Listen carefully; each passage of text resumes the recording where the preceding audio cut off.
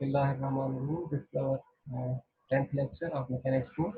Here we will see the relationship between angular and translational quantities. And for this purpose, we will assume a rigid object which is uh, drawn over here.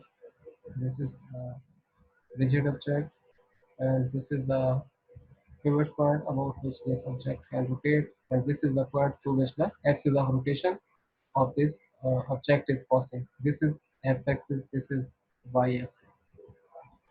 Here, if this object rotates in counterclockwise mode,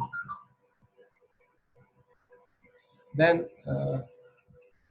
we say that each and every particle on the body of the rigid object is circulating about point O. For example, if this is uh, particle P, initially when T is taken to be equal to 0, then this will be positioned over here. When time T passes, this particle P has acquired a new position, and we say that the path length from this point to this point is S, which is a cycloid, and this is marked as S. S is equal to arc length. Now, this is the angular displacement uh, from this initial to this final point. Uh, the body has when the body has traveled from this point to this. This theta is the angular displacement which the body has uh, uh, traveled within time t. If this is the radius vector r, then this r will be representing the magnitude of this vector. And now, to establish a relationship among this uh, path length s and this angular displacement theta, we have to assume this triangle. This is a triangle. As we know that this is a cycloid. Basically, this is a cycloid, but this is uh, small enough. This is taken in small magnitude, which is small enough to be considered as a straight line. So, if s tends to zero, then this theta will be small. When this theta will be small, then sine of theta will approach to theta, and we will have a useful relationship by this assumption. We can see over here.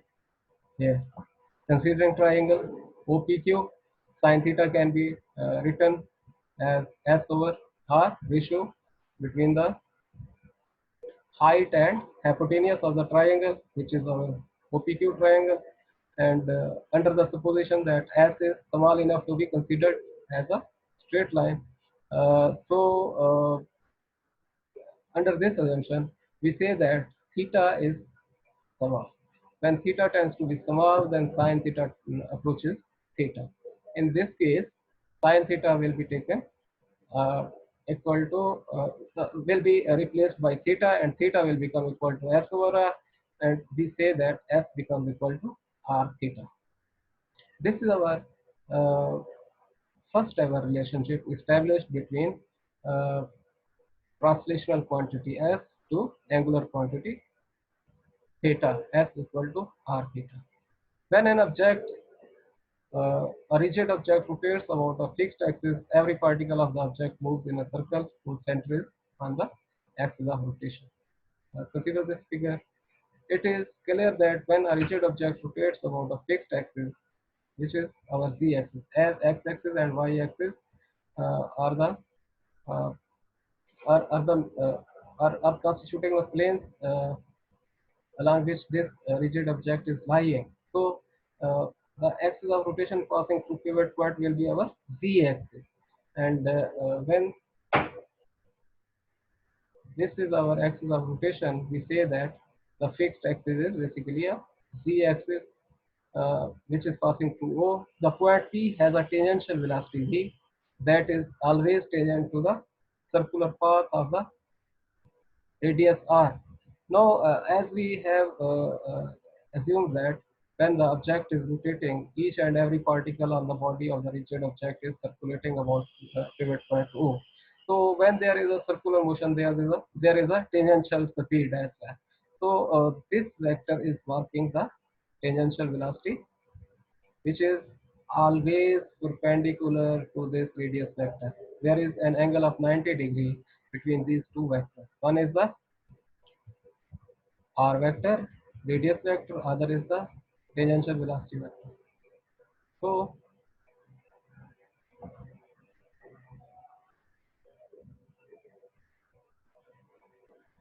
the tangential speed of the point P can be expressed as this tangential speed. This can be uh, calculated by taking time derivative of this arc length s. V equal to ds over dt, as we know that s is equal to r theta, and r is a constant. It does not change with time. It is not a function of time. It remains same throughout the cycle. So the only parameter which is a function of time is theta, and we take derivative of this uh, theta and take r out of the derivative. R d theta over dt. This d theta over dt is well-known entity, and this represents angular speed, omega. So we replace this d theta over dt by omega and say that v becomes equal to r omega, and this is our equation number 1. We have seen another relationship established between the translational quantity, which is tangential speed, and the angular speed omega. This is tangential speed. Here, omega is the angular speed of point P.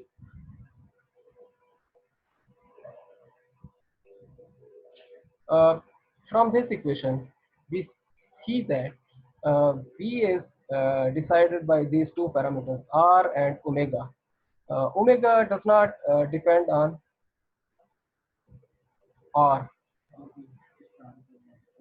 The logic behind this is that when an object when an object rotates about pivot point O, then if this is a point P and it completes one cycle about this pivot point O in some time, then at the same time each and every particle on the body of the rigid object uh,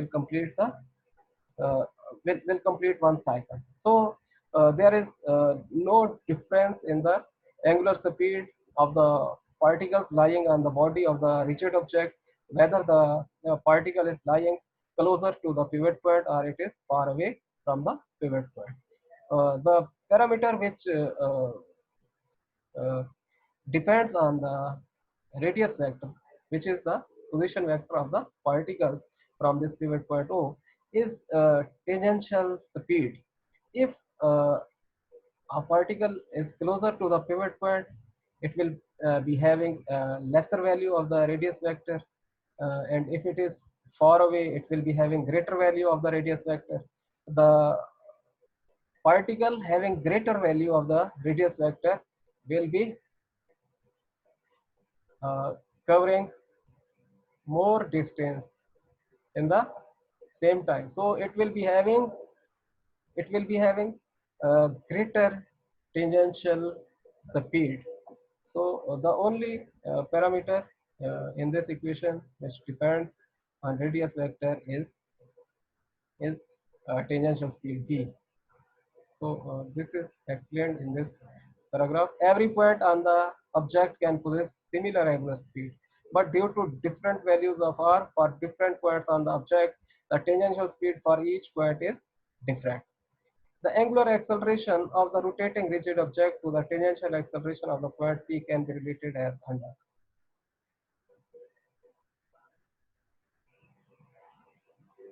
As we know that there is existing tangential speed, so there will be tangential acceleration ultimately, which will be achieved by taking the time derivative of tangential speed. This v is tangential speed. We take its time derivative dv over dt, and it will become equal to at, which is the tangential acceleration.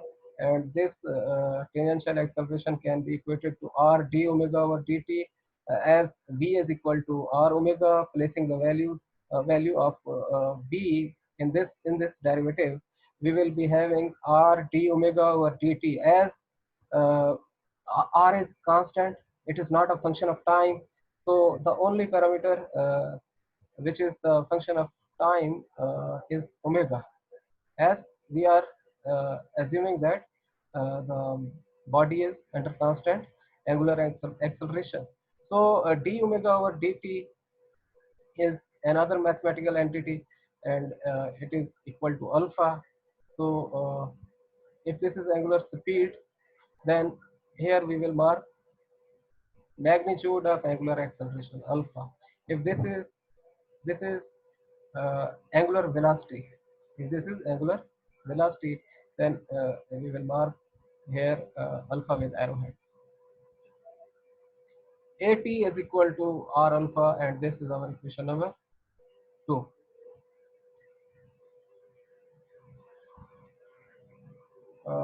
So far we have just concluded the tangential acceleration. Now coming to the translational acceleration, we say that this tangential acceleration is one of the two components of the translational acceleration. Its second component is radial acceleration. Translational acceleration has two components, two rectangular components. One is the tangential acceleration, the other is the radial acceleration. Radial acceleration is always directed towards the center of the circle. It is same as that of centripetal acceleration, and they are having the same direction directed towards the center and have same magnitude. So we say that uh, radial acceleration is uh, basically the centripetal acceleration. The translational acceleration has two components, which are tangential acceleration and radial acceleration.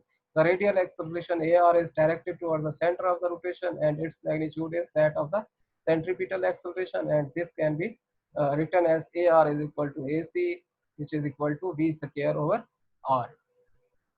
Now we are having AR equal to V square over R. Placing the value of V equal to R omega here, we will get AR is equal to R omega square. This is our equation number 3.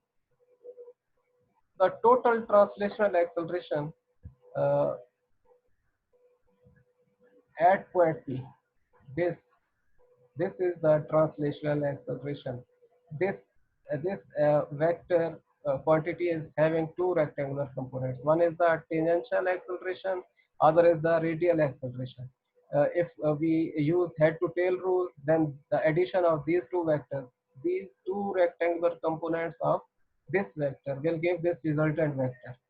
So A will become equal to AT plus AR, and magnitude of this vector A will become equal to applying Pythagorean theorem. We can have the length of the hypotenuse equal to AT square plus AR square sides of the right angle triangle, and this will become under root.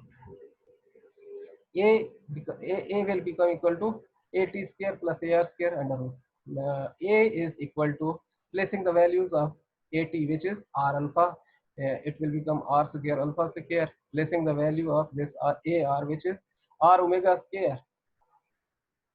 Here we can see R omega square.